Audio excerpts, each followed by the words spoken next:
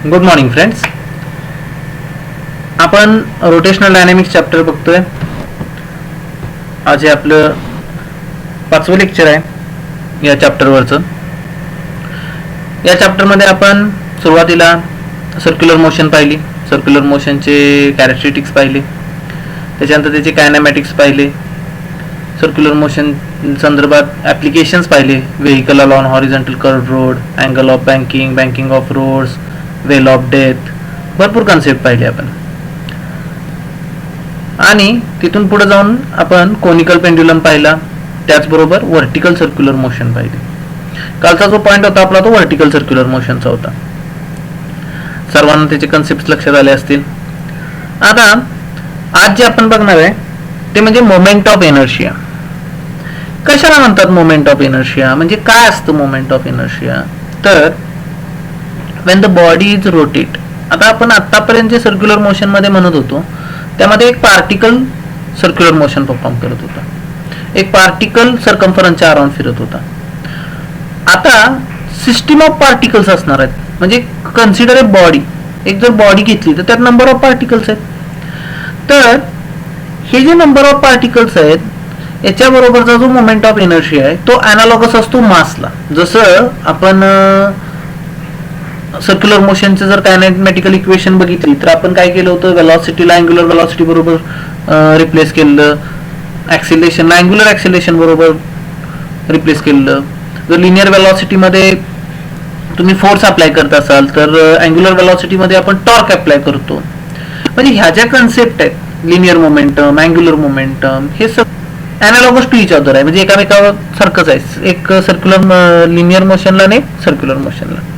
तसंच जेव्हा आपण रोटेशनल मोशन किंवा अँग्युलर मोशनचा विचार करतो तेव्हा मास न घेता आपण बॉडीचा मोमेंट ऑफ इनर्शिया घेतो. Moment of inertia exact same role play करतं जे लिनियर मोशन मध्ये मास करतं. उदाहरणार्थ आपण जर कायनेटिक एनर्जीचा फॉर्म्युला पाहिला तर कायनेटिक एनर्जीचा फॉर्म्युला आहे तो 1/2 mv². सगळ्यांना फॉर्म्युला माहित आहे हा. आपला रेग्युलर फॉर्म्युला काय असतो 1/2 mv². पण जर मी kinetic energy in rotational motion काढली तर फॉर्म्युला येतो 1/2 I⍵².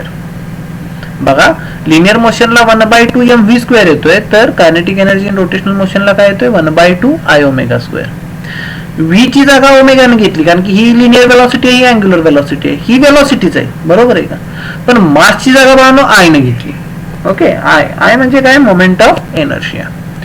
तर हा जो मोमेंट ऑफ इनर्शिया आहे तो अवलंबून असतो मास ऑफ द बॉडीवर. साहजिकच तो मासचे अॅनालॉगस आहे त्यामुळे मासवर अवलंबून आहे. आणि त्याचबरोबर the distribution of particles with respect to axis of rotation. The distribution of particles with the respect of axis of rotation. कशाला ऍक्सिस ऑफ रोटेशन म्हणतात? की जो इमॅजिनरी लाईन त्याच्या सेंटर मधून जाते रोटेट होताना, ज्या पॉइंटला तो रोटेट होतो, ज्या पॉइंट भोवती तो रोटेट होतो, तिथून इमॅजिनरी जर लाईन काढली मी तर त्याला ऍक्सिस ऑफ रोटेशन म्हणतो आपण. ओके, त्या ऍक्सिस भोवती ती बॉडी काय करत असते, रोटेट होत असते. मग तुमची जी बॉडी आहे रिजिड बॉडी ती कुठल्याही शेपची असेल. फॉर एक्झाम्पल आपण यात रिंग घेणार आहे, त्याच्यानंतर रॉड घेणार आहे. आधी आपण सरळ जाऊया, आधी रॉड घेऊया. रॉड बघितला तुम्ही तर त्याला लेंथ असते, 1 डायमेन्शनल झाला तो. हाच रॉड जर मी बेंड केला तर त्याची रिंग तयार होते. अशा भरपूर साऱ्या रिंग एकत्र करून डिस्क तयार होते. अशा डिस्क जर एकावर जर मी प्लेस केल्या, एक डिस्क त्याच्यावर नंबर ऑफ डिस्क ठेवल्या तर तिथे एक सिलेंडर टाइप स्ट्रक्चर तयार होईल. जर रिंग ठेवल्या मी एकामेकावर तर एक हॉलो सिलेंडर तयार होईल. ओके, वेगवेगळ्या रेडियसच्या डिस्क एकत्र केल्या तर स्पियर तयार होईल. म्हणजे असं आपण भरपूर सारे रिजिड बॉडी बघणार आहे. त्याच्यामध्ये रॉड्स पण आहेत, रिंग पण आहेत, ओके, डिस्क पण आहेत, सॉलिड डिस्क आहे, ओके, आणि अॅन्युलर डिस्क आहे. म्हणजे भरपूर सारे पार्टिकल आपण किंवा भरपूर सारे बॉडीज आपण बघणार आहे जिचे मोमेंट ऑफ इनर्शिया काढायचे. बेस काय आहे, बेस लक्षात ठेवूया आपण. बेस हा आहे की मोमेंट ऑफ इनर्शिया काढायचा कसा. तुम्ही एकदा जर त्याची कन्सेप्ट समजून घेतली ना, मग बॉडी कुठली पण असू दे काही फरक पडत नाही बाळांनो. कुठल्याही बॉडीचा आपण मोमेंट ऑफ इनर्शिया काढू शकतो. आणि जर त्याचे ऍक्सिस ऑफ रोटेशन चेंज झाले, वेगवेगळ्या पॉइंटला गेले, म्हणजे तो कुठून जातोय ऍक्सिस ऑफ रोटेशन. मी तुम्हाला काल बोलता बोलता म्हणलेलं की ऍक्सिस ऑफ रोटेशन कुठून जातोय हे बघायचं आधी. ओके, आज आपण झूम करून काढतोय हा व्हिडिओ, कारण की काही विद्यार्थ्यांना प्रॉब्लेम येतोय ते दिसत नाहीये. तर मोबाईलचं तुम्ही ऑटो बंद करायचं, जे नेट कमी असल्यावर आपलं युट्यूब ऑटोवर जातं आणि ते कमी रिझॉल्युशननं तुम्हाला व्हिडिओ दाखवतं. तर ते 720ला ठेवल्यावर माझे पहिले व्हिडिओ तुम्हाला दिसतील. पण जरी तरी काही प्रॉब्लेम आला तर तुमच्याजवळ ही PDF आहे, ती PDF बघत बघत हे व्हिडिओ बघायचे. दुसऱ्या मोबाईलवर तुम्ही PDF ओपन करायचे आणि हे व्हिडिओ बघायचे, तुम्हाला आणि सोपं जाईल समजायला. ना तर आपण झूम करून करतोय. ठीक आहे. तर मी काय म्हणत होतो, ऍक्सिस ऑफ रोटेशन कुठून जातोय, कसा जातोय हे महत्वाचं आहे. समजा मी हे बघा, ही जरा डायग्राम 2 मिनिटं लक्ष द्या सगळ्यांनी. ही डायग्राम आहे. ओके, ही बॉडी आहे, याला प्लेन म्हणतो आपण. ही बॉडी अशी आडव्या प्लेन मध्ये, ओके, हॉरिझॉन्टल प्लेन मध्ये, आणि हा जो ऍक्सिस आहे तो असा उभा जातोय, बरोबर. म्हणजे या प्लेनला हा काय करतोय, परपेंडिक्युलर आहे. हा प्लेनला काय आहे, परपेंडिक्युलर आहे. एकतर तो परपेंडिक्युलर असेल किंवा एकतर असा काढला मी. फॉर एक्झाम्पल एक दाखवतो तुम्हाला. इथे एखादा आहे का, हा बघा, दिसतोय. आता हा हे जे सर्कल आहे दिसतंय, हे सर्कल, ह्याला हा दिसतोय का, हा ह्या प्लेनला बरोबर काय पॅरलल आहे, दिसतंय का, पॅरलल आणि टँजेंट. हा जो आपण वर्ण काढला होता तो परपेंडिक्युलर होता, बरोबर. हा जो वर्ण काढलेला तो परपेंडिक्युलर होता, हा जो आहे तो पॅरलल टू द प्लेन आहे. कारण की ह्याला प्लेन म्हणतात ना, हे जे दिसतंय ह्याला प्लेन म्हणतो आपण सरफेसला या. मग आता ह्याला हा ऍक्सिस परपेंडिक्युलर आहे आणि हा काय आहे, पॅरलल आहे. मग आयदर तो पॅरलल असेल किंवा आयदर तो परपेंडिक्युलर असेल. Axis of rotation either perpendicular असतो किंवा पॅरलल असतो. मग आता इथं काय आहे बघा, सगळ्यांनी रिवाइज करून बघा. हा काय आहे, हा ही प्लेन झाली, हा प्लेन आहे, हा वरून आलाय, म्हणजे हे दोन्हीमध्ये अँगल किती झाला, 90 डिग्री परपेंडिक्युलर. कुठून गेलाय, सेंटर. एक तर टँजेंट मधनं जाईल, सेंटर मधनं जाईल, इथनं मधनं कुठनं तर जाईल, कसा पण जाऊ दे, पण तो एकतर परपेंडिक्युलर असेल किंवा एकतर पॅरलल टू द प्लेन असेल. इन्क्लाइंड प्लेनला फार कमी न्यूमरिकल्स येतात, आपल्याला एवढं हे येत नाही. ठीक आहे, जरी आले तर रिझॉल्व्ह करून टाकायचं त्याला. ठीक आहे, बघू ते नंतर आपण. तर आता जे आपण बघणार आहे ते म्हणजे moment of inertia. Moment of inertia मी काय सांगतोय, मोमेंट ऑफ इनर्शियाची डेफिनेशन आपण पुढे बघणारच आहे, पण त्याच्या आधी मोमेंट ऑफ इनर्शिया कुणाची जागा घेतोय, मासची जागा घेतोय. हे बघा, ठीक आहे. तर आपण एक काम करूया, एक एक्झाम्पल घेऊया. ही बॉडी आहे, ही बॉडी अशी रोटेट होते, दिसते ओमेगा अशी रोटेट होते. तर consider a body of mass m, याचं मास m आहे, consist small particles m1 m2 m3 m dot dot dot mn. छोटे छोटे पार्टिकल आहेत, प्रत्येकाचं मास m पकडलं मी, कंटिन्युअस डिस्ट्रीब्युशन पकडलं. एकाचं मास m1 घेतलं, एकाचं m2 घेतलं, एकाचं m3 m4 m5 m5 dot dot dot mn. हे सिच्युएटेड की कसे आहेत, r1 ला m1 आहे r1 वर, m2 आहे r2 वर आणि mn आहे rn वर. Okay, these are the position of the masses with respect to axis of rotation. Okay, then we have to find the linear velocity or the kinetic energy of this rotating body. ठीक आहे. तर kinetic एनर्जीचा formula मला माहित आहे. Okay, आता तुम्ही जर नीट बघितलं तर ह्या बॉडीची अँग्युलर वेलोसिटी सेम आहे, या सगळ्या मासेसची अँग्युलर वेलोसिटी काय आहे, बरोबर आहे. पण आपला फॉर्म्युला काय असतो, व्ही चा फॉर्म्युला आपल्या सगळ्यांना माहित आहे, V is equal to R omega. Omega is constant but R is not constant. याच्यासाठी आर कमी आहे, याच्यासाठी आर अजून कमी आहे, पण याच्यासाठी खूप जास्त आहे. म्हणजे आर जर चेंज झाला तर तुमचा व्ही चेंज होणार आहे. म्हणजे when the body is rotate the particle have same angular velocity but different linear velocities. आपली चर्चा मागे पण झाली याच्यावर. ओके, तुम्ही जर पवनचक्क्या बघितल्या, पवनचक्क्याची पाती लांब असतात, मोठीच्या मोठी असतात, बरोबर आहे का मोठी ठेवतात, कारण की जेवढा डिस्टन्स जास्त असेल तेवढं त्याच्या पार्टिकलची, शेवटच्या पार्टिकलची लिनियर वेलोसिटी काय असते, जास्त असते, तेवढी एनर्जी त्यात तयार होते, म्हणून ती पाती लांब ठेवतात, बरोबर आहे का. मग प्रत्येक पार्टिकलची वेलोसिटी काय आहे बा, डिफरंट आहे. Linear velocity, angular velocity constant आहे. मग आपण मास घेतलेत m1 m2 dot dot dot mn, r1 r2 dot dot dot rn. Okay, angular velocity omega, या नंबर ऑफ पार्टिकल्स दिसते ना सगळ्यांनाच. As the object rotate all these particle performs UCM with same angular speed omega but with different linear speeds. v1 is equal to r1 omega, v2 is equal to r2 omega dot dot dot vn. vn is equal to काय बघा, rn omega. आपला formula v is equal to r omega. ठीक आहे. मग kinetic एनर्जीचा formula टाकूया. Kinetic एनर्जीचा पहिल्या पार्टिकलची kinetic energy formula काय येणार, 1/2 m1 v1 स्क्वेअर. v1 ची किंमत टाकवा तिथं, काय मिळाला फॉर्म्युला, v1 ची जर टाकली तर m1 आहे असं, v1 चा फॉर्म्युला r1 ओमेगा स्क्वेअर आहे, म्हणजे r1 स्क्वेअर ओमेगा स्क्वेअर. तसंच सेम v2 चं येणार 1/2 m2 r2 square omega square plus dot dot dot dot plus 1/2 mn rn square omega square. समजते बाळांनो? इथं काय केलं मी, व्ही पहिल्यांदा काढून घेतले, पर kinetic energy of first particle, kinetic energy of second particle, असे सगळ्यांची कायनेटिक एनर्जी काढली. टोटल एनर्जी म्हणजे सगळ्यांची काय होते, ऍडिशन. एकेकाची घेऊन मी सगळ्यांची काय करणार, ऍडिशन करणार. मग आता जर मी नीट बघितलं तर ह्याच्यामध्ये 1/2 कॉमन आहे, ओमेगा कॉमन आहे. नीट बघा, 1/2 कॉन्स्टंट आहे, ओमेगा कॉन्स्टंट आहे, सगळीकडे आहे सेम, काय नाही. मग हा 1/2 ओमेगा मी कॉमन बाहेर काढला. बघा इथं 1/2 बाहेर ठेवला.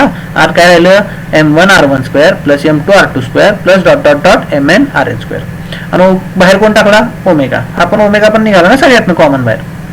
आता ह्याचे डायरेक्ट फॉर्म्युला काय दिलाय, 1/2 i omega square, wear I is moment of inertia. I कसं केलं त्यांनी, तर ह्या सगळ्यांची ऍडिशन. हे बघा, m1 r1 square plus m2 r2 square plus dot dot dot mn rn square. जर असं लिहायचं असेल, जर डिस्क्रीट फेनॉमेनॉन असेल तर आपण समेशन घेतो. डिस्क्रीट आहे ना फेनॉमेनॉन हा, तर आपण समेशन घेतो. समेशन घेतले, summation I from 1 to n. बघा 1 पासून स्टार्ट झालंय, n ला एंड झालाय. Summation I from 1 to n कोणाकोणाचं आहे, एम आय दिसतंय का, m1 m2 m3 म्हणून एम आय, आणि r1 स्क्वेअर आहे म्हणून इथं काय लिहिलंय, आर आय स्क्वेअर. त्यामुळे आपल्या मोमेंट ऑफ इनर्शियाचा फॉर्म्युला काय झाला, it is the summation of. बघा डेफिनेशन काय झाली मोमेंट ऑफ इनर्शियाची, it is a summation of product of, product आहे ना बा, it is a summation of product of mass of the particle and square of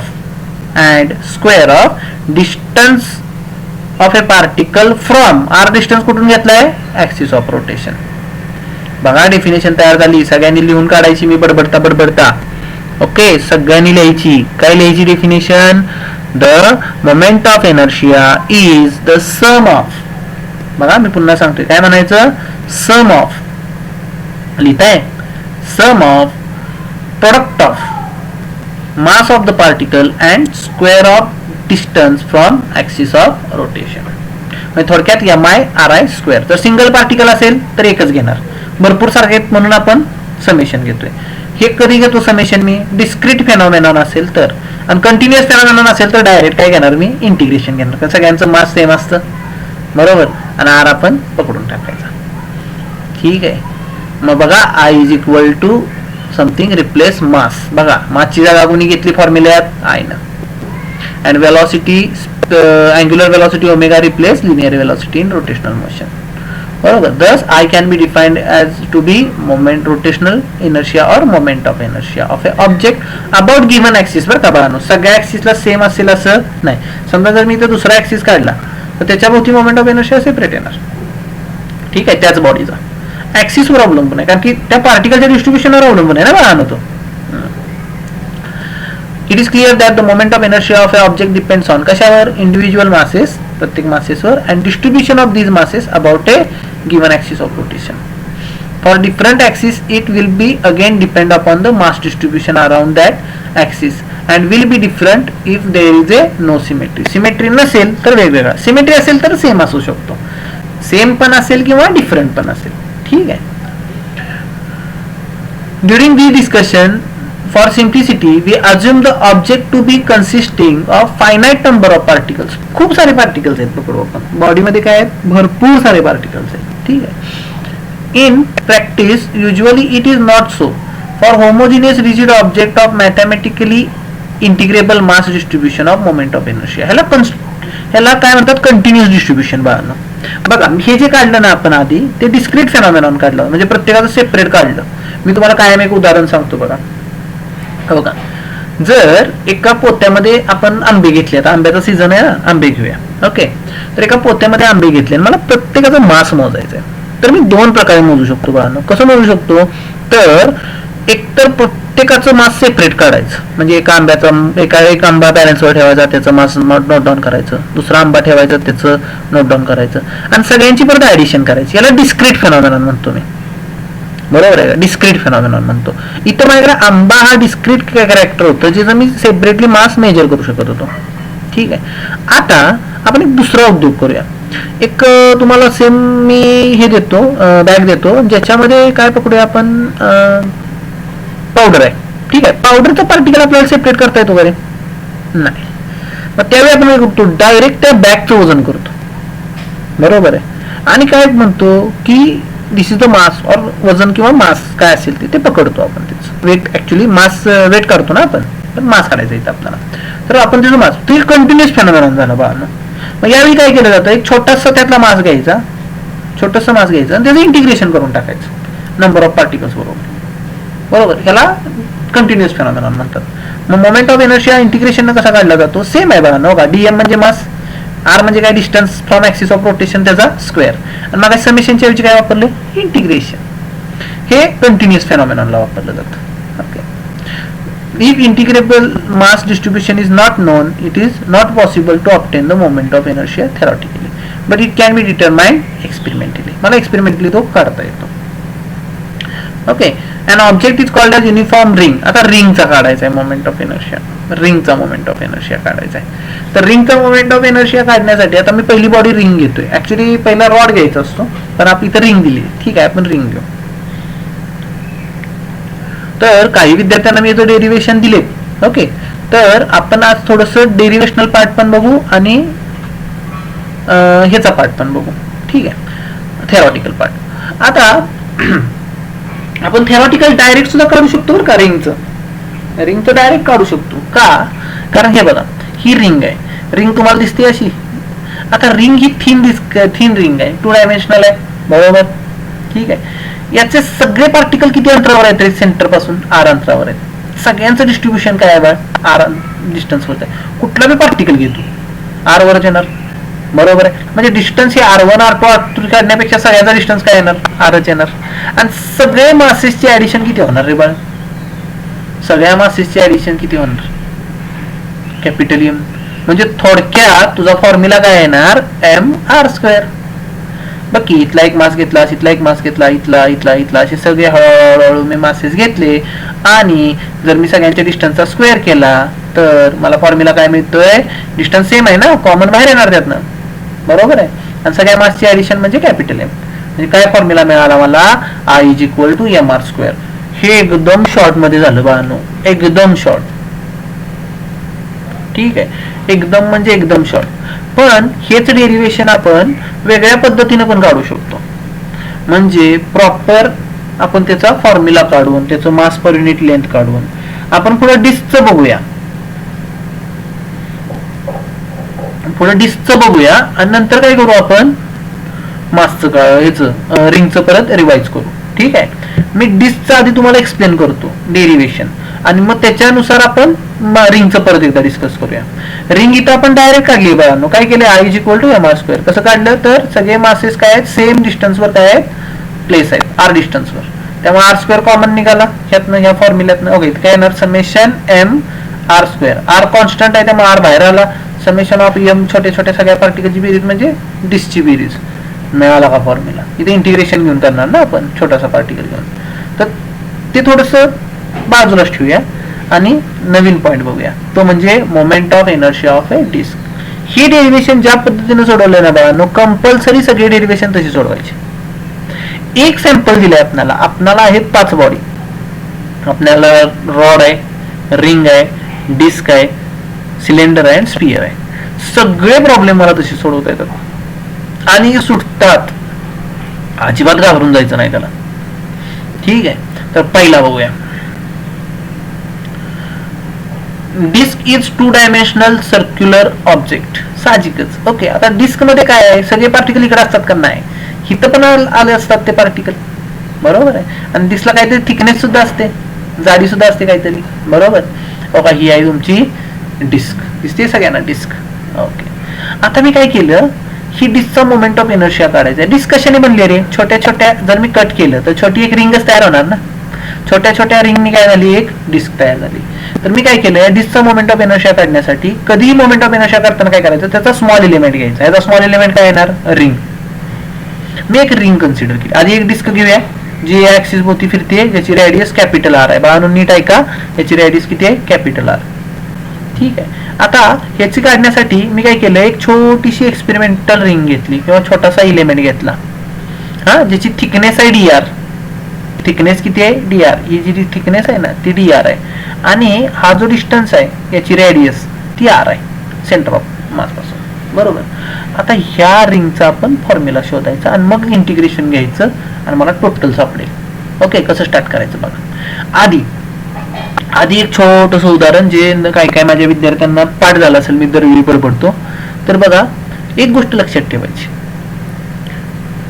जर मला 100 रुपयाला 10 पेन मिळत असतील तर 3 पेनांची किंमत किती? हे एवढे एक वाक्य तुम्ही लक्षात ठेवा. हे कॅल्क्युलेशन तुमचं तुम्ही मनानं पण करता, पण याच्यामुळे फार गोष्टी फिजिक्स मध्ये सोप्या जातात. 100 रुपीजला 10 पेन मला अवेलेबल आहे, तर माझ्या 3 पेनची प्राइस काय असेल? तर हे सोडवणार कसं मी? तर मी 100ला 10 न डिवाइड करणार, 1 पेनची किंमत करणार आणि त्याला 3 न मल्टिप्लाय करणार. सेम करायचं आहे बघा आपल्याला मास काढण्यासाठी. बघा, मला टोटल या डिस्कचं मास दिलं असतं कॅपिटल एम. टोटल या डिस्कचं मास काय दिलं असतं? Capital M. आणि मला काढायचं असतं या रिंगचं मास. मला कोणाचं काढायचं असतं? या रिंगचं मास. रिंगचं मास दिले का आपल्याला? नाही. टोटल मास दिलंय, म्हणजे 100 आकडा दिलाय. किती पेनसाठी? 10 पेनसाठी, बरोबर. मग 10 काय आहे? तर या रिंग, या डिस्कचा एरिया, या डिस्कचा काय एरिया.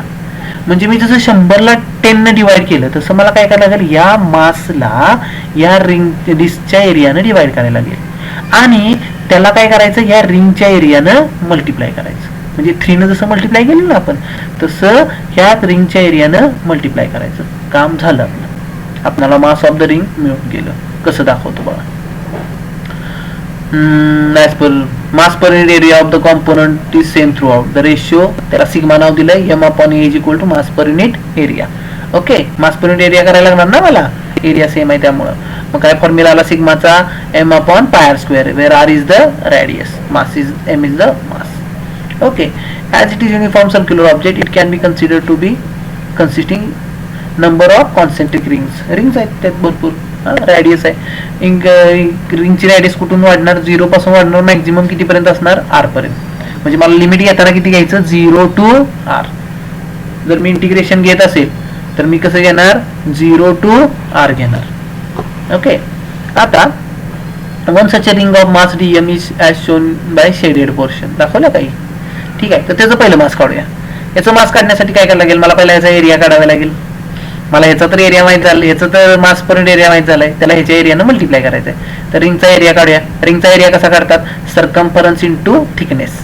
सर्कम्फरन्स काय येणार याचा? 2 पाय आर, बरोबर. सर्कम्फरन्स काय येणार? 2 पाय आर इंटू थिकनेस किती बार? dr.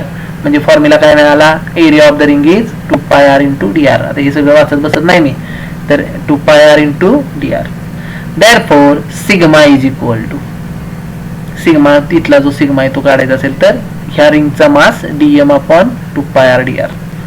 म्हणजे आता मला dm काढायचं असेल तर हे मल्टिप्लाय होणार. Therefore, dm is equal to 2 pi sigma r into dr, बरोबर आहे.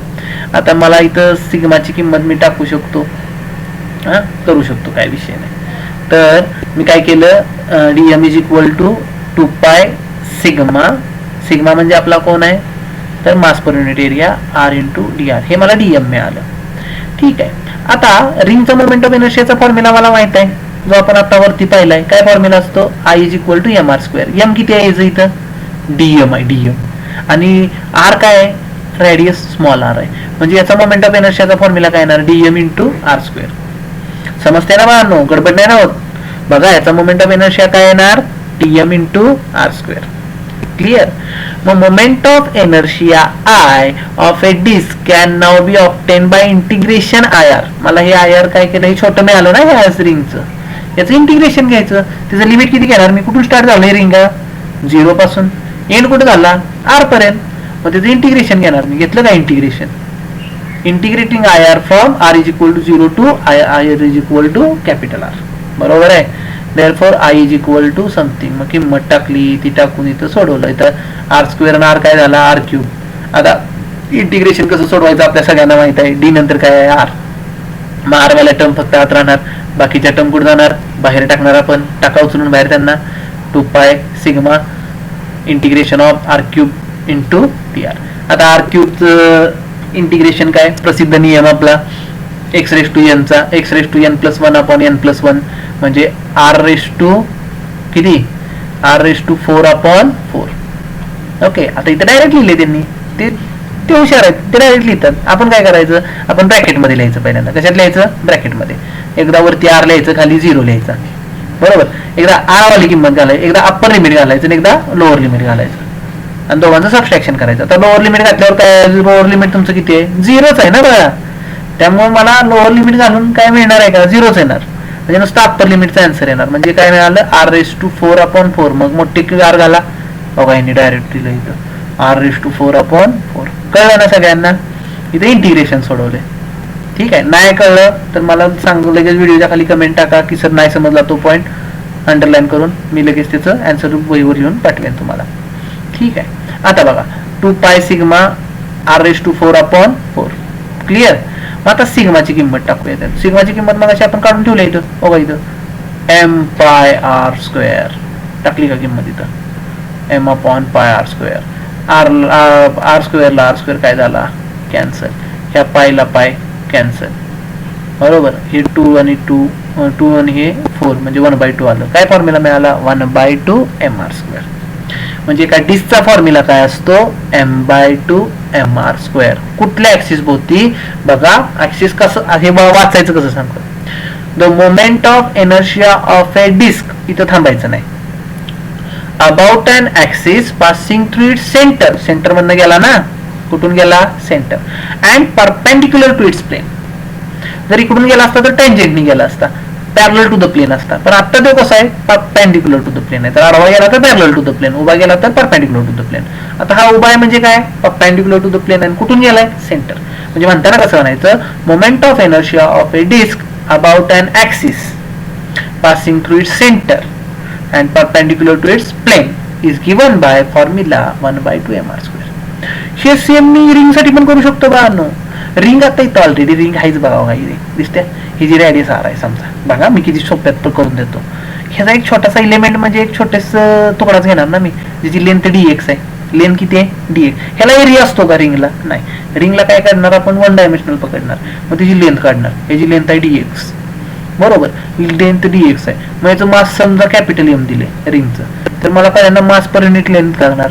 म्हणजे त्याला आपण सिग्मा इज इक्वल टू काय येणार, m/ circumference of this ring, म्हणजे 2πr. Circumference of the ring काय येणार, 2πr. आणि त्या ह्यानं काय करायचं, ह्याला काय करायचं, मल्टिप्लाय करायचं या dx ला किंवा या लेंथला, dr ला म्हणा, dx ला मल्टिप्लाय करायचं आणि सोडवायचं. आणि तुमचं लिमिट काय येणार बा, इथनं चालू झालं ना देव, आणि इथनं फिरून परत इथं संपलं, बरोबर. म्हणजे इथं लिमिट काय येणार, 0 to 2πr. जसं आपण इथं लिमिट काय घेतलेलं, 0 to r घेतलेलं, तसं तिथं काय येणार, 0 to 2πr. आणि घेऊन चढवा, बघा ट्राय करून.